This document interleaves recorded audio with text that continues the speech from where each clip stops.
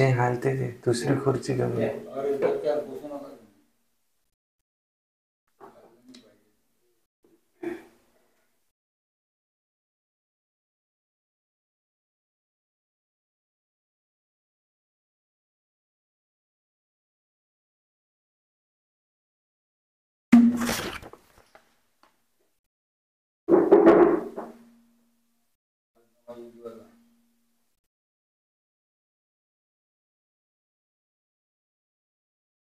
ओम शांति। ओम शांति। ओम शांति। वाणी है आज की 28/11/2023। सारे मुरली का मीठे बच्चे, ज्ञान है मक्खन, भक्ति है छाछ। बाप तुम्हें ज्ञान रूपी मक्खन देकर विश्व का मालिक बना देते हैं।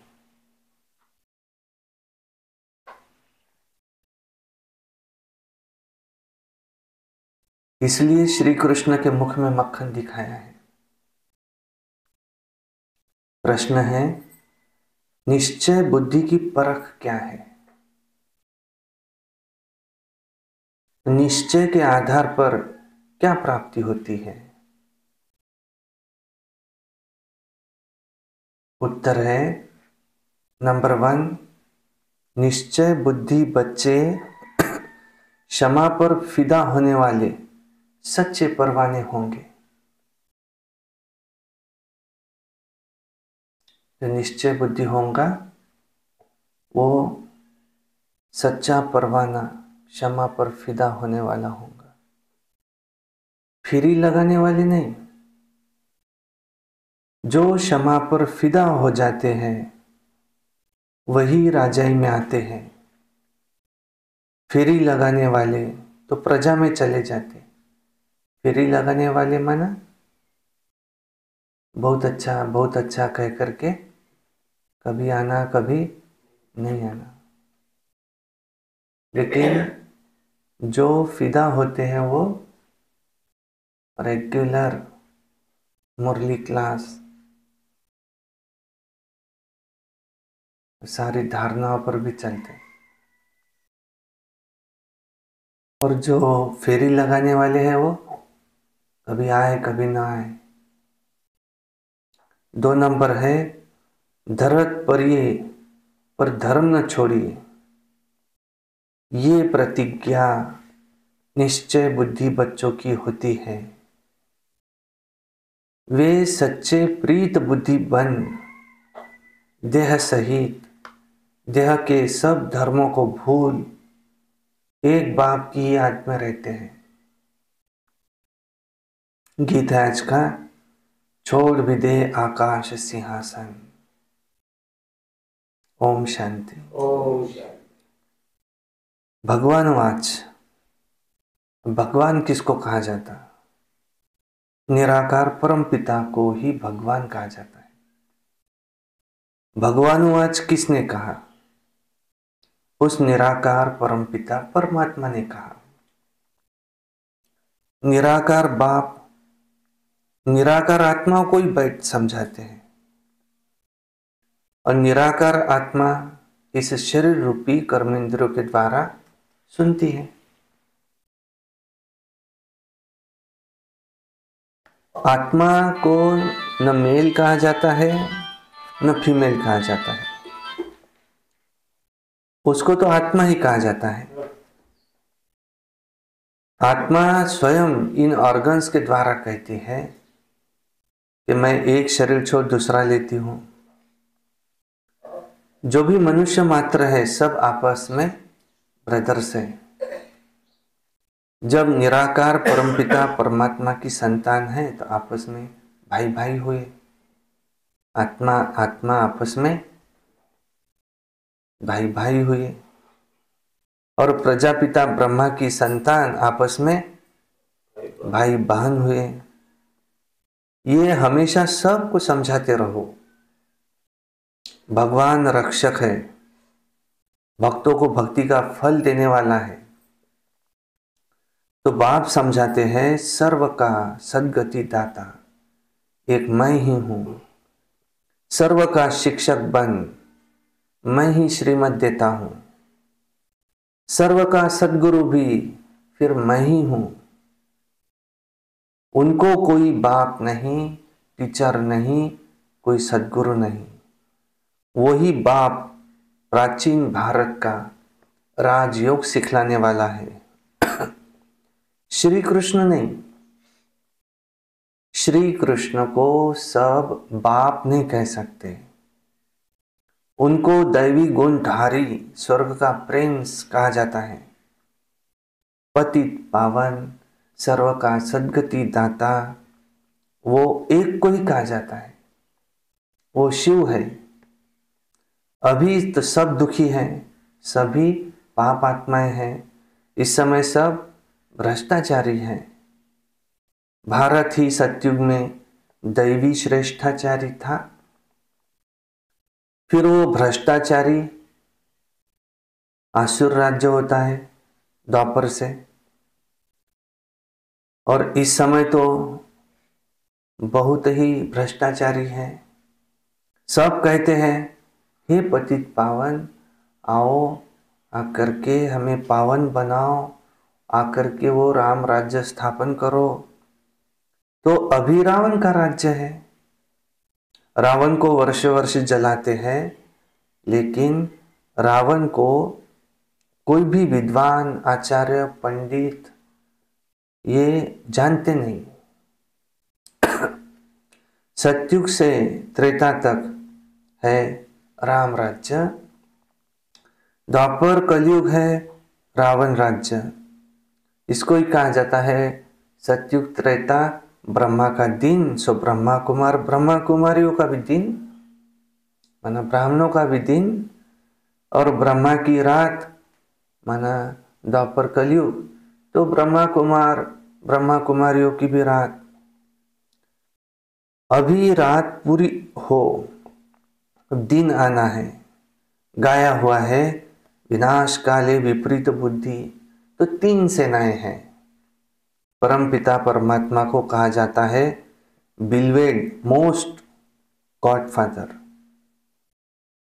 ओशियन ऑफ नॉलेज, ज्ञान का सागर। तो जरूर नॉलेज देते होंगे ना।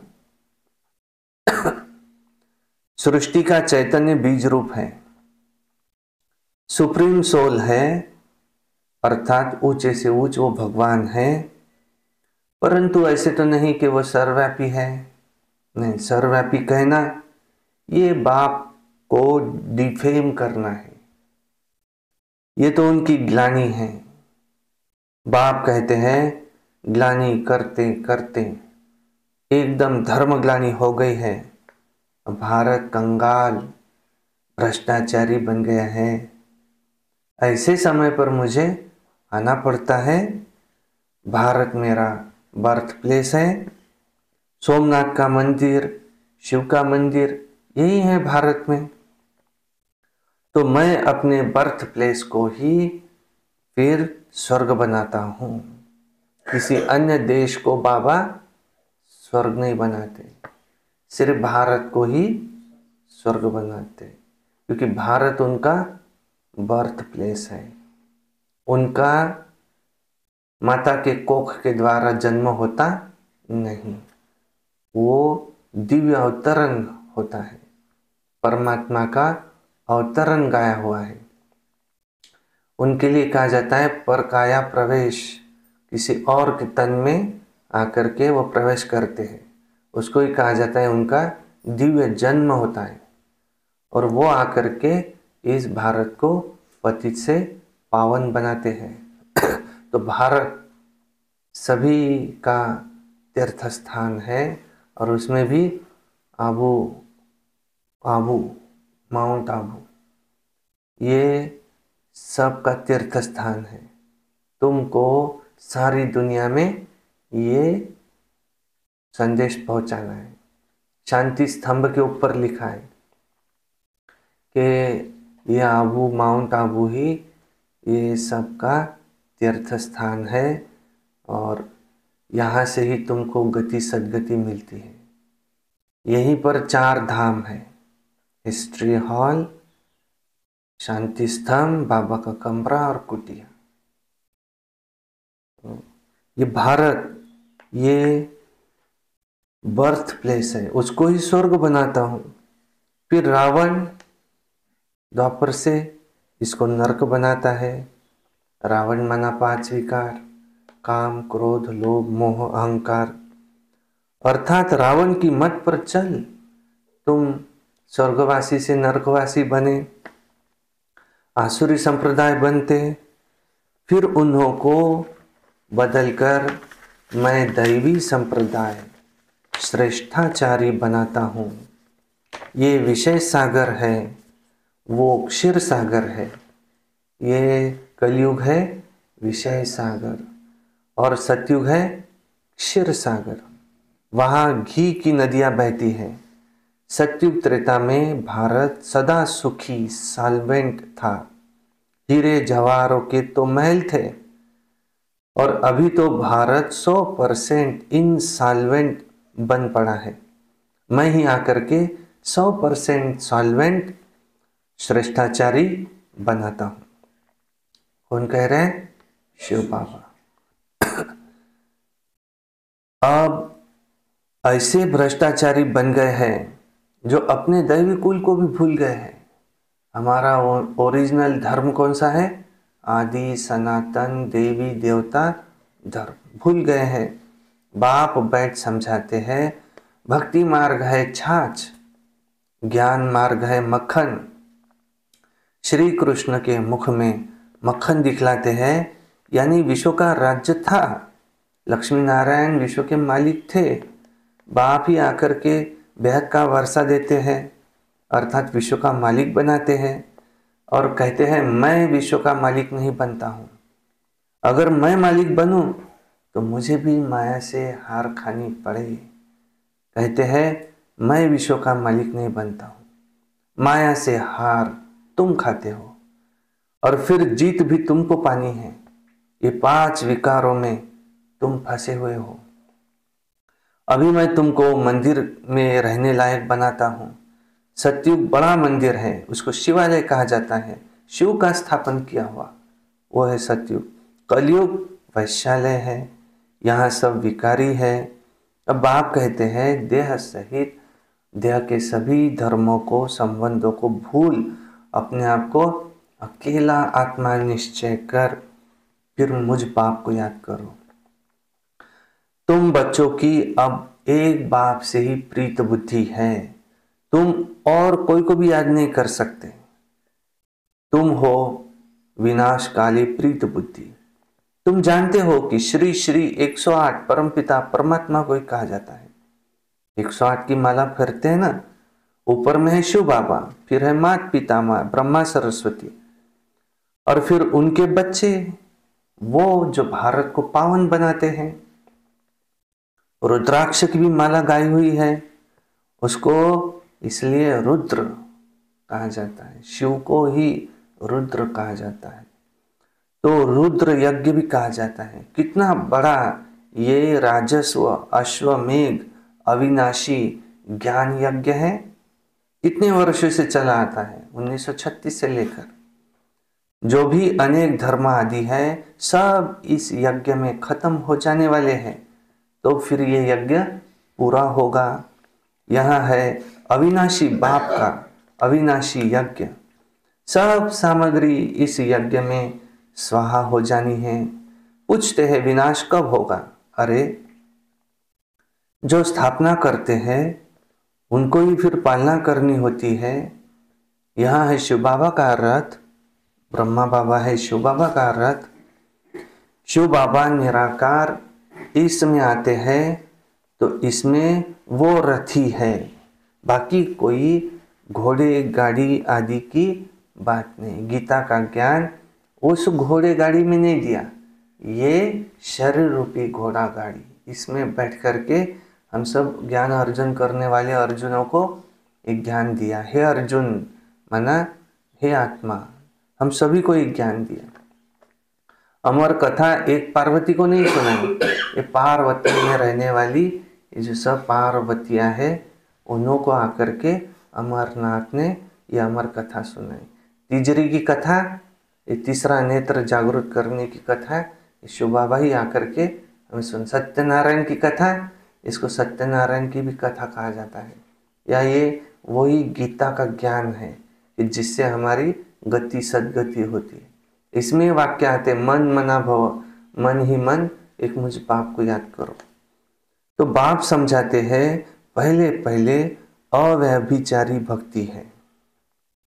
जितने भी पुरातन शिवलिंग है ये सब पुरातन है। क्यों? 12 ज्योतिर्लिंग उस समय इससे सिद्ध होता है कि सिर्फ शिव की भक्ति चलती थी, और फिर कलयुग के अंत में व्यभिचारी भक्ति बन जाती है। फिर बाप आकर के भारत को मक्खन देते हैं, तुम विश्व के मालिक बनने के लिए यहाँ पढ़ रहे हो। बाप आकर के मक्खन खिलाते हैं। रावण राज्य में छाछ शुरू हो जाती है, वो क्योंकि वो सुख कैसा समझते, कागवेष्टा के समान।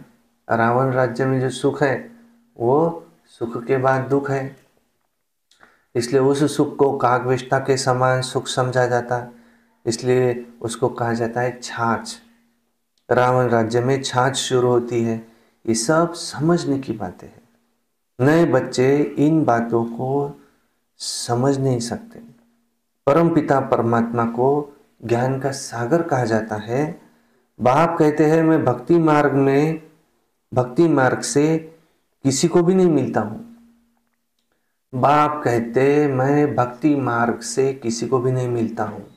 मैं जब खुद आता हूँ तभी आकर के भक्तों को भक्ति का फल देता हूँ। मैं ही लिबरेटर बनता हूँ, दुख से छुड़ाकर सबको शांति धाम सुख धाम में ले जाता हूँ।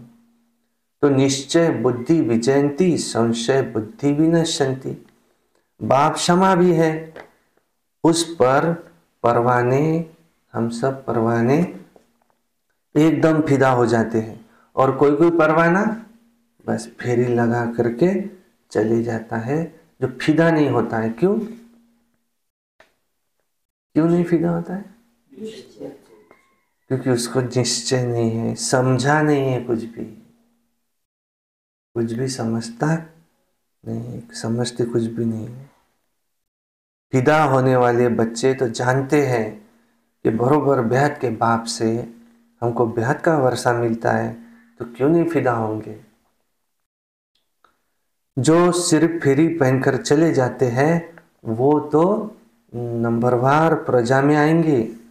जो फिदा होते हैं वो वर्षा लेते हैं, उसमें भी नंबरवार पुरुषार्थ अनुसार। पुरुषार्थ से ही प्रारब्ध मिलती है। ज्ञान का सागर एक ही बाप है। फिर ये ज्ञान प्रालोप हो जाता है, तुम सद्गति को पा लेते हो। सत्युग त्रेता में कोई गुरु गोसाई आदि है नहीं। अभी सब उस बाप को याद करते हैं क्योंकि वहां है ओशियन ऑफ नॉलेज, सर्व का सद्गति दाता। अभी तो हाकार होगा, फिर हाकार बंद हो, फिर जय जयकार हो जाती है। तुम सृष्टि के आदि मध्य अंत को जानते हो। तुम अब त्रिकालदर्शी त्रिनेत्री बने हो। तुमको रचता और रचना के आदि मध्य अंत की नॉलेज मिल रही है। ये कोई दंत कथा नहीं है, गीता है भगवान ने गाई हुई, परंतु उसमें श्री कृष्ण का नाम डालने से गीता को खंडन कर दिया है। सर्व का पिता ये परम पिता शिव परमात्मा ही है। तुम बच्चों को अब सबका कल्याण करना है। तुम हो शिव शक्ति सेना। वंदे मातरम गाया हुआ है। वंदना तो पवित्र की होती है, कन्या पवित्र होती है तो सब उसकी वंदना करते हैं। और ससुर घर गई, भिखारी बनी, सबको माथा टेकती रहती है। तो सारा मदार ही है पवित्रता पर।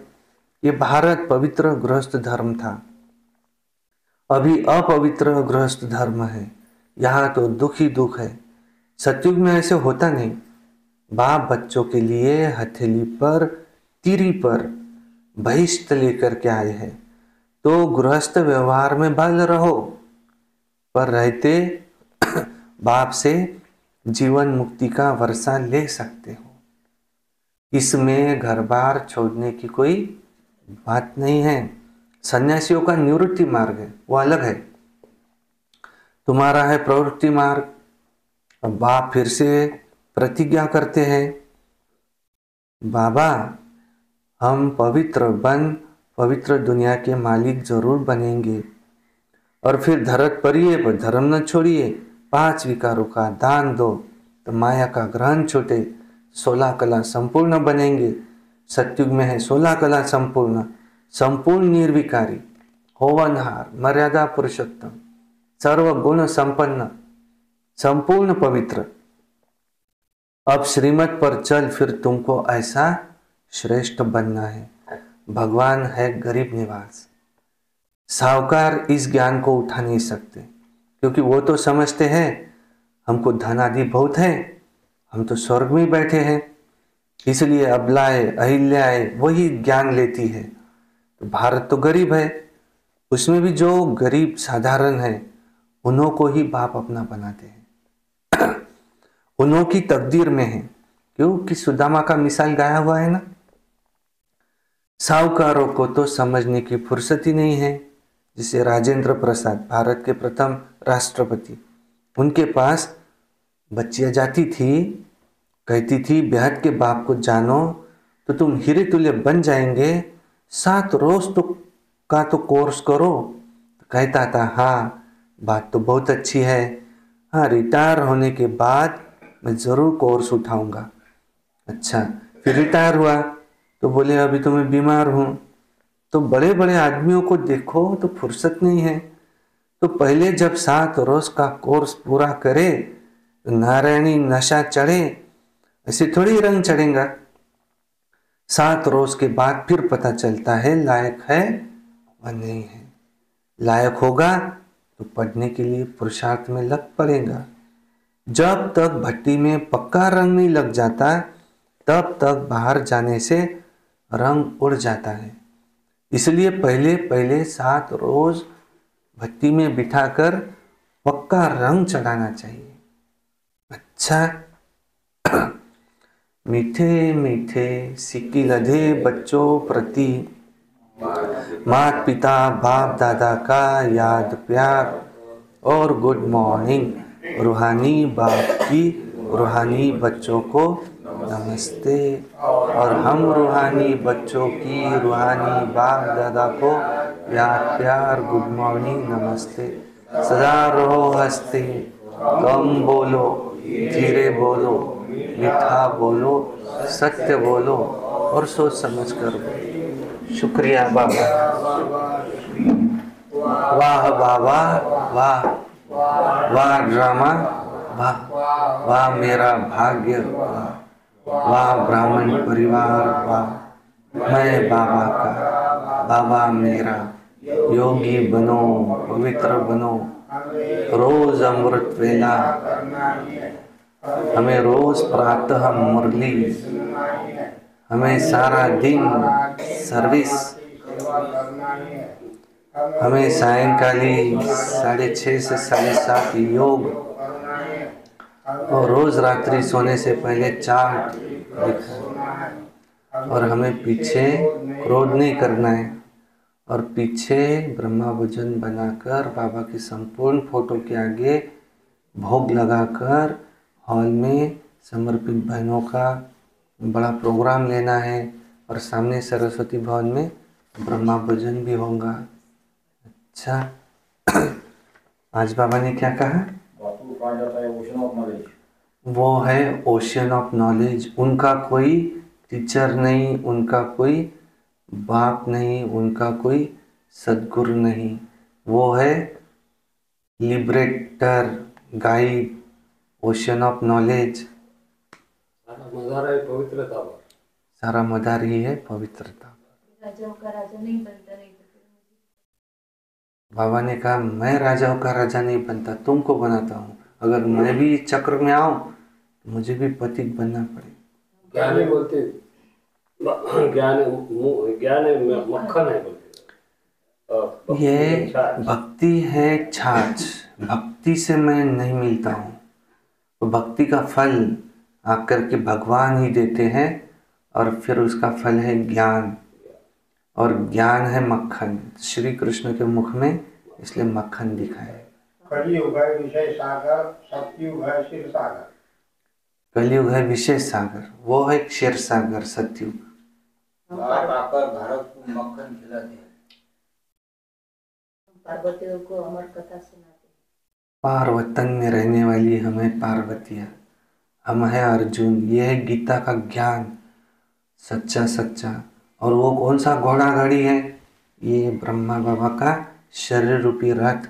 बाबा कहते हैं मैं भी इसको नहलाता हूँ तो समझता हूँ कि शिव बाबा को नहला रहा हूँ, क्योंकि उसमें दो आत्माएं हैं, एक खुद ब्रह्मा बाबा की और शिव बाबा की भी परमात्मा। तो वो आकर के इस घोड़ा गाड़ी में बैठ करके ये गीता का ज्ञान देती है। अर्जुन तुम अपने जन्मों को नहीं जानते। बाबा कहते हैं मैं कभी भी भक्ति मार्ग में नहीं आता हूँ। मैं कभी भी नहीं आता। भक्ति से मैं नहीं मिलता। में नहीं मिलता। भक्ति से नहीं मिलता, भक्ति मार्ग में तो लिखा हुआ है जब तब व्रत से मैं नहीं मिलता। आबू सबसे बड़ा तीर्थ स्थान है, भारत भी सबसे बड़ा। भारत को ही मैं आकर के स्वर्ग बनाता हूँ, क्योंकि यही है, ये मेरी जन्मभूमि है। उनका दिव्य अवतरण होता है। बाप को सोया भी करना है, बाप को डिफेंड करना है। डिफेम करना है, धारणा के लिए मुख्य सार क्या करना है क्या नहीं करना है। नंबर 1, शिव शक्ति बन विश्व का कल्याण करना है।